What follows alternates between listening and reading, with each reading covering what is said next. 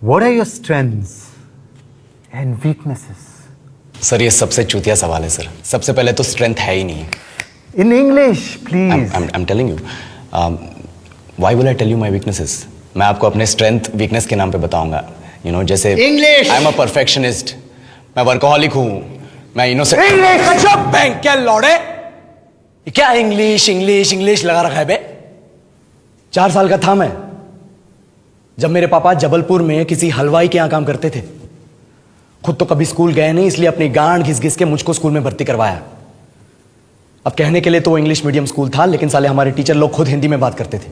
हमारे स्कूल के लड़के एक दूसरे से यो व्हाट्स अप डॉग ऐसे बात नहीं करते हैं। क्या भौंक रहा है तेरा लंडा आजकल है? ऐसे गले मिलते हैं।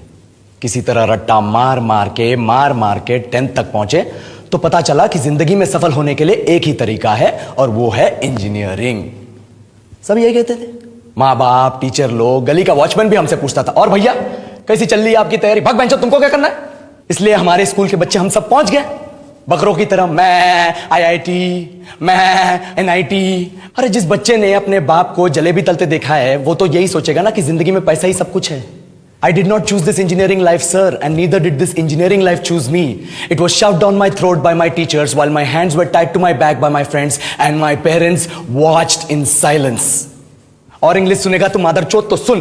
10th के बाद 2 साल लग गए इस कॉलेज में घुसने के लिए, कोचिंग में निकाल दिए। ना कुछ खेले ना कुछ सीखे, और 2 साल बाद जब यहां पहुंचे तो पता चला कि बड़े शहरों के कॉन्वेंट स्कूल के पढ़े बच्चे जब अंग्रेजी में बात करते हैं तो मरे हुए फूल भी खिल उठते हैं। आहा, हवा में ऑक्सीजन की मात्रा बढ़ जाती है इनकी अंग्रेजी सुन के। और पूरे कॉलेज की लड़कियां इन इंग्लिश स्पीकिंग लड़कों को अपना जीवनसाथी.com मान चुकी है। तुझे क्या लगता है?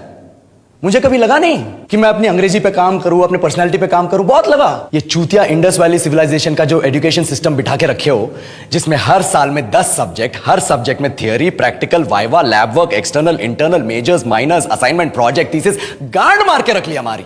महीनों तक नहाना भूल जाते हैं हम लोग, और फिर हमारा परसेप्शन बना देते हो कि हम ऐसे ही रहना चाहते हैं। अब इस साल में एक बार कल्चरल फेस्टिवल आता है, एक बार। उसके लिए भी प्रोफेसर से भीख मांगनी पड़ती है। अरे बिना इंग्लिश बोले, बिना लड़कियों से बात किए कौन गांडू रहना चाहता है वैसे?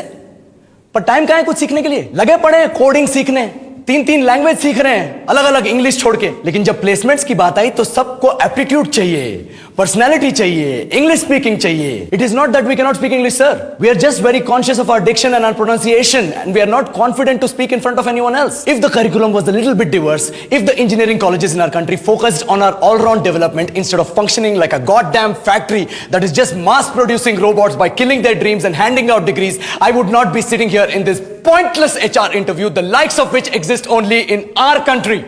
ये लो सर, बोल दिया मैंने 4 और लाइन अंग्रेजी में। अब बताइए, क्या मैं आपके मल्टीनेशनल कंपनी के लायक हूं? Do I have the potential to be a slave of your esteemed organization?